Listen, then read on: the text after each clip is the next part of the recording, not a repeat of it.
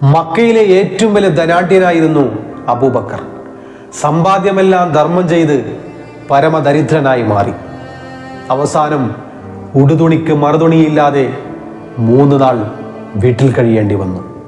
മുത്തുപ്രവാചകനെ കാണാൻ കഴിയാത്ത വിഷമത്തിൽ കരഞ്ഞു കലങ്ങിയ കണ്ണുമായി 3 ദിനരാത്രങ്ങൾ അബൂബക്കർ പുറത്തിറങ്ങാൻ കഴിയാതെ വീട്ടിൽ കഴിച്ചുകൂട്ടി. വിവരമറിഞ്ഞ ഫാത്തിമ ബീവി ഒരു വസ്ത്രം സമ്മാനിച്ചു.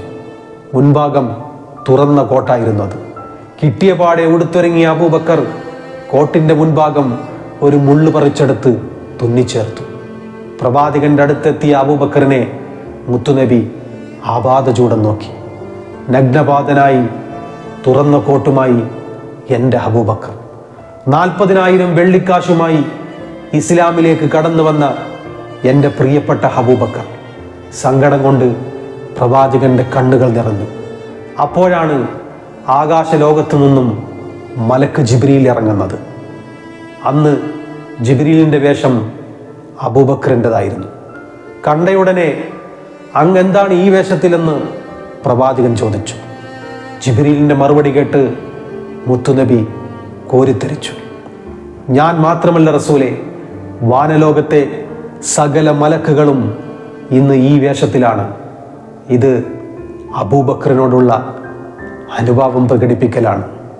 ഇത് കേട്ട പ്രവാചകൻ സങ്കടം കൊണ്ട് കരഞ്ഞുപോയി. മക്കയിലെ ഏറ്റവും വലിയ വസ്ത്രവ്യാപാരിയായിരുന്ന 40,000 വെള്ളിക്കാശുമായി ഇസ്ലാമിലേക്ക് കടന്നു വന്ന ഏറ്റവും വലിയ പണക്കാരനായിരുന്ന അബൂബക്കറിന്റെ കഥയാണിത്. ഒരു പെരുന്നാളിന്റെ പുലരി പള്ളിയിലെല്ലാവരും നിസ്കാരത്തിനായി മുസ്തഫായ നബിയെ കാത്തിരിക്കുകയാണ്. മുത്തുനബി വസ്ത്രം മാറുകയാണ്.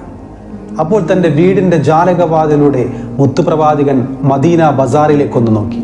അപ്പോൾ അവിടെ കൊച്ചു കുട്ടികൾ കളിക്കുന്നത് പ്രവാചകൻ കാണുകയാണ്.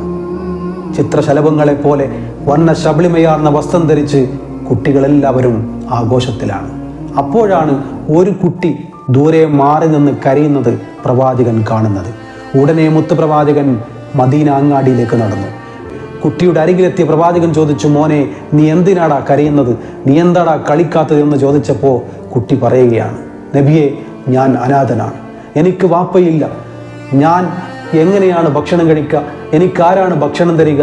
എനിക്കാരാണ് പെരുന്നാളിന് നല്ലൊരു വസ്ത്രം വാങ്ങിത്തരിക? ഇത് കേട്ട പ്രവാചകന്റെ മനസ്സൊന്ന് പിടഞ്ഞു. കുട്ടിയുടെ കൈ പിടിച്ച പ്രവാചകൻ വീട്ടിലേക്ക് നടന്നു. വീട്ടിലെത്തിയ പ്രവാചകൻ കുട്ടിയുടെ മുന്നിൽ മുട്ടുകുത്തിയിരുന്നു. ഈ ലോകം തന്നെ പടക്കാൻ കാരണക്കാരനായ ചക്രവർത്തി, ഈ ലോകത്തിൻ്റെ നായകൻ ആ കൊച്ചു കുഞ്ഞിൻ്റെ മുന്നിൽ മുട്ടുകുത്തിയിരുന്ന് കരയാൻ തുടങ്ങി.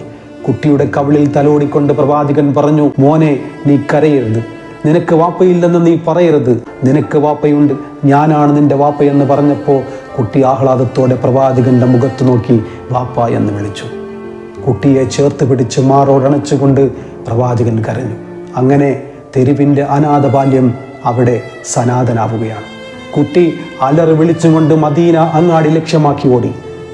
മദീനയിലെ ഓരോ വീടുകളുടെയും കതകിൽ മുട്ടി കുട്ടി പറഞ്ഞു, അറിഞ്ഞില്ലേ, എനിക്ക് വാപ്പയുണ്ട്, എൻ്റെ വാപ്പ മുഹമ്മദാണ്, എൻ്റെ വാപ്പ മുഹമ്മദാണെന്ന് കുട്ടി അലറി വിളിച്ചുകൊണ്ട് പറഞ്ഞുകൊണ്ടേയിരുന്നു. അങ്ങനെ ആ പെരുന്നാളിൻ്റെ പുലരിയിൽ കനിവിൻ്റെ ഉറവ്